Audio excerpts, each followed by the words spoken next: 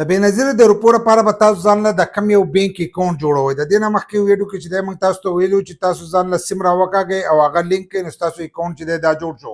خو د هغې لپاره د بینک اکاؤنٹ چې دی هم جوړېده دي چې تاسو یې ډایرکټ چې دی په خپل موبایل نه بل موبایل ته لیږئ یا د خپل موبایل نه راخلئ راوکاږئ نو هر سره چې دی دا تاسو د خپل موبایل نه چې دی دا کولی شئ. خو د هغې لپاره بینک چې دی دا پیژندل غواړي. نو بینک چې دی ځینې کسانو لیدلی هم دی خو بیا یې هم نه پیژني. نو زه درته طریقه ښیم چې په دغه طریقه تاسو خپل بینک چې دی دا پیژندی شئ او کم بینکونه چې دي هغه د دې سره کار کوي.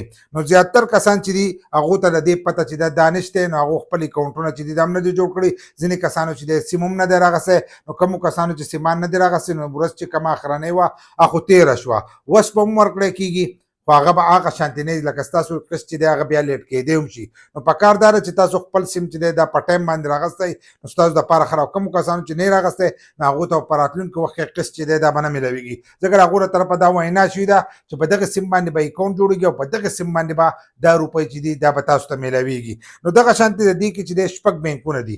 شپږ بینکونه دي په حبیب کې چې کوم بینکونه دي دوه بینکونه نو هغه دوه بینکونه هم به دې کې شامل دي.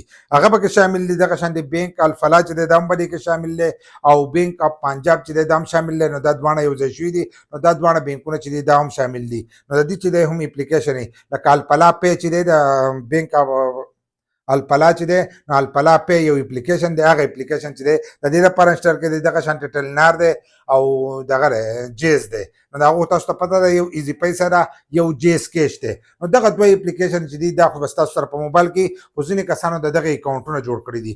د الفلا پی او جیز کیش چې دی دا په کمتر علاقو کې چې دی دا په دې کې کار کوي. داسې نه چې تاسو د هغې اکاؤنټ ځانه جوړ کړی تاسو وایئ چې په دغې باندې به راځي نو په دغې تاسو له چې دی دا نشي راتلی. په زیاتر علاقو کې چې دی د پښتنو په علاقو کې په هغې کې چې دی الفلا پی ورکوي. د هغې لسټ چې زه بیا وایم نو په هغې ډېره زیاته اوږده ویډیو جوړېږي ځکه چې په هغې کې ډېر نومونه راځي د ضلعو. نو دا الفلا پی چې دی دا په زیاتو علاقو کې ورکوي. نو کم کسان ته چې دا پته نه لګي چې موږ ته روپۍ څنګه میلاویږي نو کله چې تاسو کومې زنانو چې ګوتې لګولې نو په هغه ډیوایز له پاسه نوم چې دی دا لیکلی په هغې نوم لیکلی که تاسو له د ټلنار نه درکړی د ایزي پیسه نه که ایزي پیسه پې لیکلی نو تاسو ځانه ایزي پیسه کولی کوئ. که جیس کیش پې لیکلی نو تاسو به جیس کیش ځانه کولی. که الفلا پی لیکلی تاسو د دې نه مخکې روپۍ راغستلی نو هغه الفلا پی والا اکاؤنټ چې دی دا به تاسو کولی. خو په زیاتر علاقو کې چې دی په پښتونخوا کې نو په هغې کې الفلا پی چې دی دا چلیږي. نو الفلا پی اکاؤنټ چې دی دا به کولاوهئ او دا به په خپل ټچ والا موبایل کې چې دی به دې کې کولاوئ چې په دې کې تاسو کولاو کوئ نو د دې ځای نه چې دی ټول هر سره تاسو کولی شئ.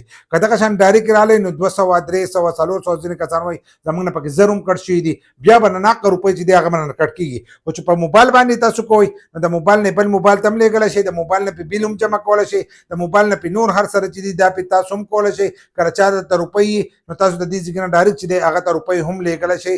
که هغه الفلا که هغه جیس کې شي که هر یو د بینک اکاؤنټ وي نو دا بینک اکاؤنټ نه چې دی تاسو ډایرکټ کولی شئ. او څنګه چې مې درته په تېره شوي ویډیو کولو څنګه چې سمارټ فون دی نو داسې والا سمارټ انسان چې دی هغه والا هم پکار دی. او کم کسان چې نه پوهېږي په تېره شوي ویډیو کې مې درته ویلو خو ځینې کسان به دا ویډیو چې دا به ګوري هغو ته پته نه لګي چې موږ به چل کوو چې موږ په موبایل باندې نه پوهېږو نو تاسو به بیا په هغه زړه طریقه باندې چې دی په هغې باندې راخلئ.